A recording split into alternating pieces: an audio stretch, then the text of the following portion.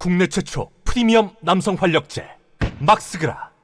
사사카와 료이치 그리고 기시노부스케에게 훈장을 내린 박정희, 그리고 우리나라를 돈으로 모두 친일화시켜놨다. 이게 사사카와 료이치가 한 일인데, 이 사사카와 료이치와 전두환과 어떤 커넥션이 있는가 한번 봅시다. 일본 인터넷을 검색하다가 이런 걸 찾았어요. 2021년에 전두환 전 대통령에 대해서 사사카와 요헤이, 사사카 료이치의 아들이죠, 아들이 쓴 글을 발견했는데, 미얀마에서 귀국한 직후에 전두환 전 대통령이 서거했다는 보도를 듣고 전반적으로 평가가 좋지 않아서 좀 속상하다 이런 글을 쓰는 거예요. 왜 전두환을 이렇게 싫어하지? 조선 사람들은 오늘 한국에 이상할 정도로 반일 사상이 강한 거, 반일 정책이 강한 걸 보면 과거에 그리웠던 게 생각이 난다. 내가 나이가 들었기 때문에 이런 걸까? 그러니까 자기가 그리워하던, 나츠가시한 그리워하던 한국의 정치인들을 이렇게 쓰는 거예요. 전두환, 노태우, 김대중도 친일 스탠스긴 했습니다. 박근혜, 각 대통령, 그리고 김종필 수상, 또 일본의 협력으로 완성한 한국 최대의 제철회사 포스코의 창설자 박태준, 삼성그룹을 창설한 이병철 씨 등등, 지금은 모두가 나츠가시 그리운 추억이 됐다. 이런 친일파 정치인들이 좋았던 거예요. 김대중은 어쩔 수 없이 친일 스탠스를 견지할 수밖에 없었어요. 왜냐면 자기를 죽이려고 하는 한국의 군사정권으로부터 살려준 적이 있었거든요.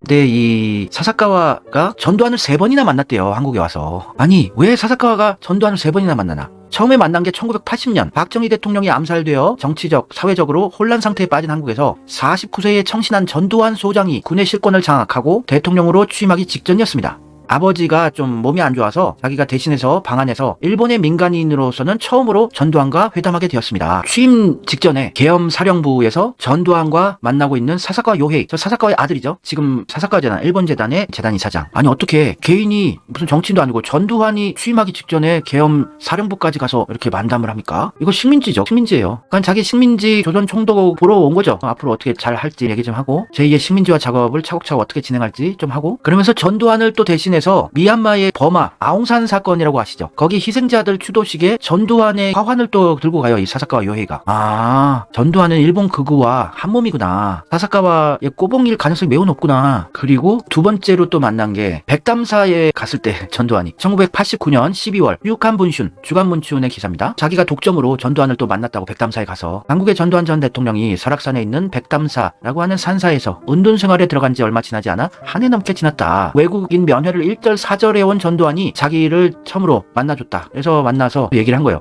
세 번째 또 만나요. 1999년에 나는 한국 체류 중에 전두환 대통령의 집에 초대되었습니다. 초대까지 받았어요. 그날 밤 먹은 식사는 가족들이 매입부터 조리까지 분담했다는 문자 그대로의 손요리였다. 골프 얘기도 하면서 시작한 대화는 83년 미얀마 버마의 아웅산묘에서 일어난 북한 공작원에 의한 대통령 폭살 미수 사건에 이르렀습니다. 전두환은 근처 양곤에 가는 나에게 많은 부하들이 사망한 아웅산묘에 대한 헌화를 요청받고, 나중에 나는 제12대 한국 대통령의 대리 헌화를 했습니다. 완전 한편이에요. 근데 전두환이 일본어를 하나? 했을 수도 있네요. 이렇게 개인적으로 3번이나 만나는 걸 보면 연결된 게 많아요. 사사카와와 박정희, 전두환, 우리나라의 친일 정권들. 박정희 정권은 사사카와에게 76년 9월 1등 수교 훈장 광화장을 수여했고 청와대로 초청해 융숭이 대접했습니다. 사사카와의 자서전 인류는 모두가 형제라는 책에는 박근혜 씨랑 또 40분 동안 대화를 나눈 것도 기록돼 있어요. 박근혜랑도 친했어요. 딸이니까, 박정희 딸이니까. 그리고 사사카와는 82년 원광대학에서 명예 철학 박사학위를 받았고, 또 백담사 생활할 땐 그의 아들이자 현 이사장인 사사카 요헤이 씨가 백담사를 직접 찾아가 위로 친서를 전달했다. 원광대가 원불교죠. 근데 이 원불교는 삼성 중앙일보의 종교예요. 요게 또 다 연결이 되는 거죠. 일본 사사카와가 왜 원광대에 가서 돈을 풀고 환대를 받나. 근데 이렇게 3번씩 만나고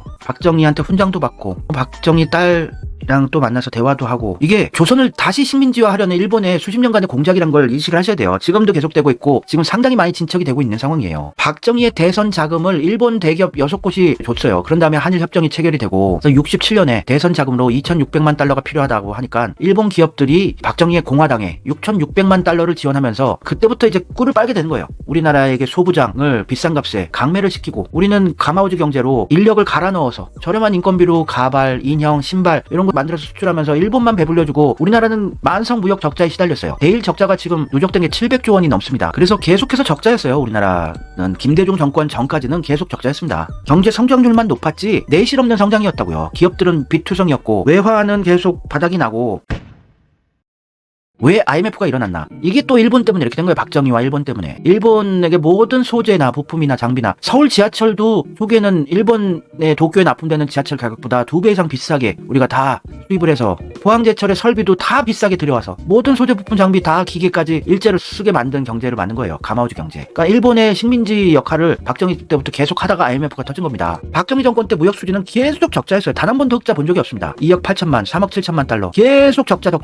박정희 정권 계속 적자했어요. 무역 적자. 일본한테 퍼주는 돈이었죠, 다. 250억 불 적자했어요, 박정희 정권 때. 그리고 일본에게 부역하는 경제는 식민지였던 거죠. 전두환 때도 계속 적자했어요. 적자. 딱 2번 흑자 봤는데 전체적으로 거의 60억 달러의 적자를 봤습니다. 이것도 일본에 퍼주는 가마우주 경제를 했기 때문에 그런 거죠. 그러다가 이제 노태우 때도 전체적으로는 98억 불 적자였고 김영삼 때도 적자했어요. 374억 불 적자. 그러다가 김대중 때부터 흑자로 돌아서기 시작한 거예요. 왜냐면 김대중 정권 때 국산화 작업이 시작됐거든요. 일본이 무진장 성장했죠. 박정희 정권, 전두환 정권, 노태우 정권. 그래서 김대중, 노무현 때 계속 흑자를 보게 된 거였어요.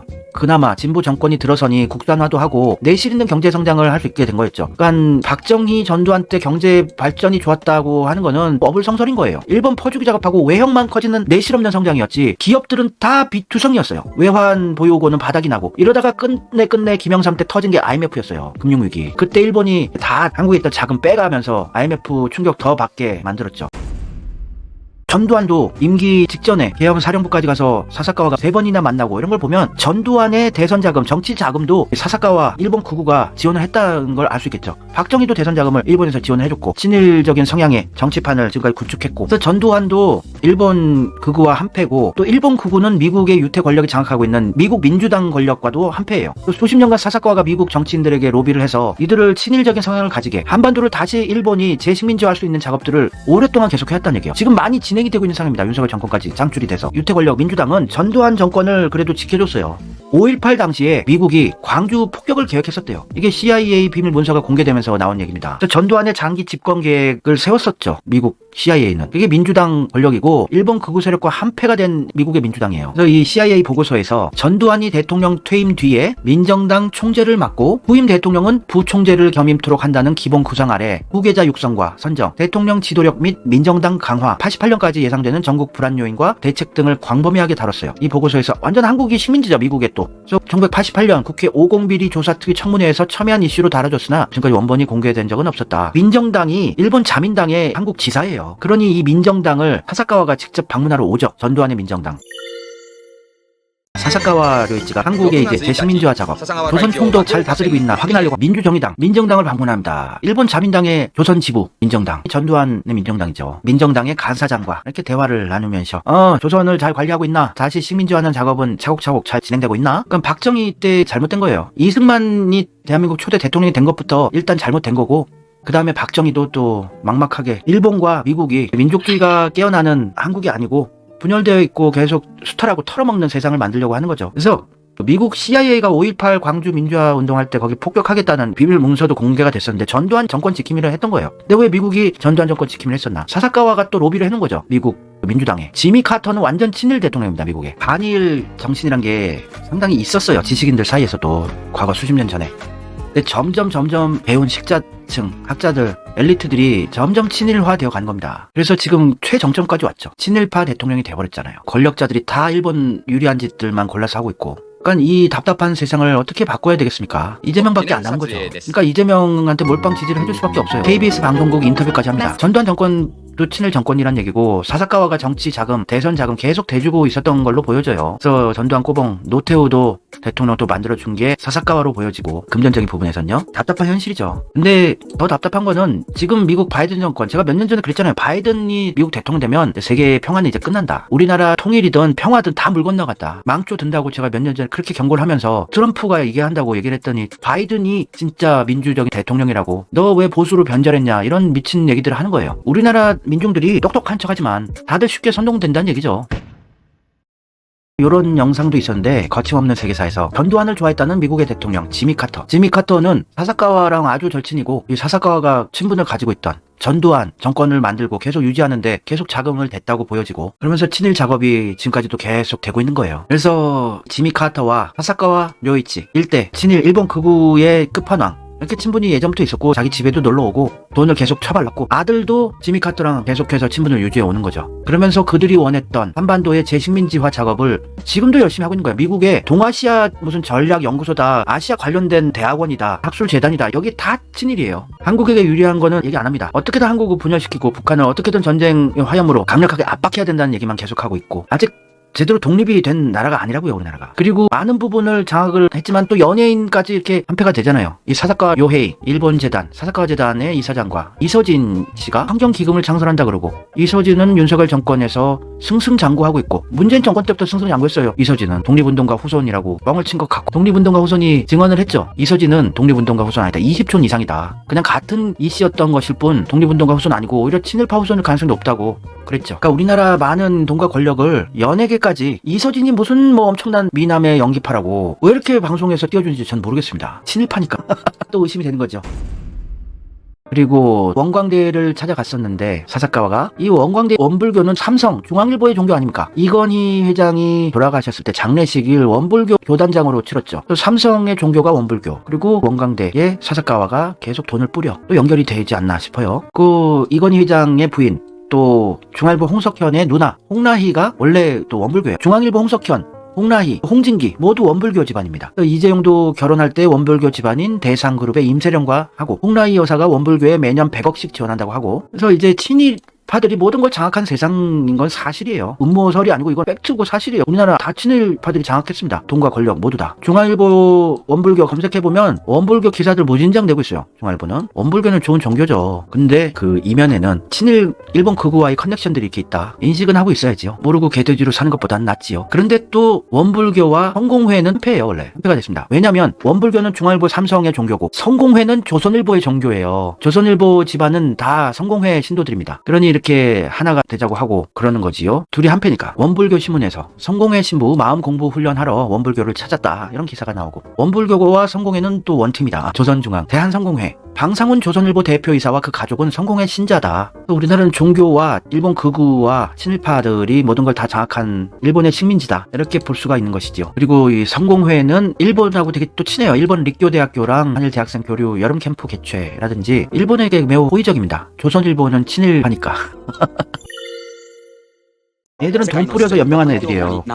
토요타 프리우스라는 하이브리드 차가 몇 년 전에 미국에서 급발진 사고로 수십 명이 사망하는 사건이 있었는데 그걸 돈으로 다 해결했어요. 근데 우리나라 보수 정권만 친일이 아니에요. 문재인 정권도 친일입니다. 지금까지 설명했던 사사카와 재단에 대해서 좌파, 문재인 정권과의 커넥션도 좀 설명을 해드려 볼게요. 그러니까 좌파나 우파나 다 썩었다는 얘기예요. 이 문재인 정권의 특보였던 문정인 씨가 이 사사카와 재단의 이사장을 했었어요. 정치 외교 쪽의 전문가가 사사카와의 과거를 모를까요? 유석전 연대 교수도 사사카와 재단에서 아시아 연구기금 지원을 받고 사무총장을 했었죠. 그래서 보수들 욕했지만 문재인 정권의 사람인 문정인 교수도 여기 이사장을 했다고요. 류석춘의 위에서 다 이사장을 하고, 이러면 우리나라는 지금 희망이 없다는 얘기예요. 이재명한테 몰빵 지지해줘서 어떻게든 이재명이 이 난국을 돌파할 수 있는 것밖에 없어요. 문재인 정권의 외교의 핵심이 문정인 외교안보 특보였죠. 참 좋은 분이라고 생각했어요. 메릴랜드 대학교 칼리지 파악에서 오랫동안 교수도 하시고 똑똑하신 분인데, 근데 아시아 연구기금, 이게 사사카와 재단에서 10억 엔을 투척해서 95년에 연세대학교에서 만들어졌던 건데 여기에서 이사장을 했다는 것은 다들 연관이 있는 것이겠지요. 그리고 일본의 극우의 기금으로 연구하는 교수들, 아시아 연구기금의 한국인 이사 6명 중 3명이 연세대 교수고, 그러니까 좌파나 우파나 다 쓰레기들인 거예요. 일본 친일파의 꿀물을 받아 처먹고 권력을 누리는 겁니다. 일본 재단, 니폰 재단, 이게 사사카와 재단이 이름이 변경된 건데 여기 도서관 자료를 찾아보면 문재인 정권의 김기정도 있고 문정인도 나와요. 사업비 총액이 1억 3천만 원 정도인데 이 사사카와 재단의 연구 자금을 받았던 게 또 문정인이었어요. 연구비를 받아서. 그러니까 뉴라이트 이거 욕할 게 아니라니까요. 문재인 정권 지지한다면서. 똑같은 애들인데. 류석춘이랑 똑같은 짓 한 거 아닐까? 문정인이?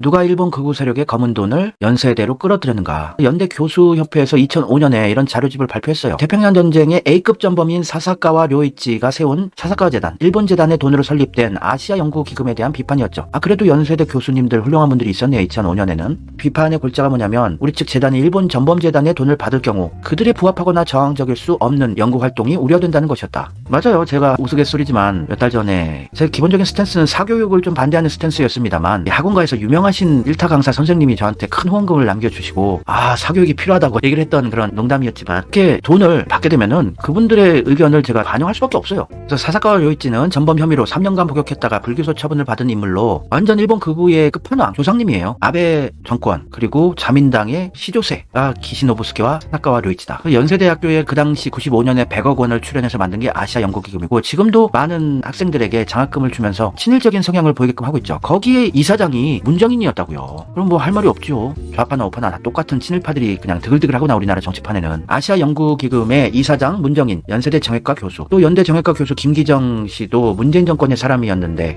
여기에 이사장 이사 정도 하면 아시아 연구기금의 백그라운드가 뭔가 이 자금줄은 어디인가. 정외과 교수 정도면 몰라요? 이과 방구석 유튜버도 찾아보면 다 나오는데 다 친일파란 얘기예요. 우리나라 권력자들은 좌파나 우파나 친일파거나 일본 극우 세력들의 자금을 받거나 연결고리가 다 있거나 이런 거죠. 문재인도 일본 극우 세력과 컨넥션이 있고 연결하다 보면 중앙일보, 삼성, 조선일보, 성공회, 원불교 다 연결되어 있는 거예요. 무시무시한 지금 세력들이에요. 지금 남아있는 건 이재명 하나 보면서 정권 교체하는 희망이죠. 아무 희망 없습니다. 이재명은 정치 자금도 안 받고 정직한 후원금만으로 여기까지 성장했는데 우리가 이재명 책이라도 좀 사줘서 인세라도 받아서 법적인 리스크 문제들 어떻게든 다 뛰어넘고 클리어하고 총선에서 완승하고 윤석열 탄핵시키고 대권 차지하는 그때까지 좀 열심히 응원을 해보자고요. 그 꿈이 있어 여기까지 왔다. 이재명 책이에요. 이재명의 외로운 전쟁. 오직 민주주의. 꼬리를 잡아 몸통을 흔들다. 함께 가는 길은 외롭지 않습니다. 이 책이라도 좀 사서요. 왜냐면 정치 자금 받는 게 또 한도액이 있어서 그렇게 많이 주지도 못해요. 이재명 진짜 대통령 될 수 있다면 저는 엄청 많은 돈을 내고 싶은데도 불구하고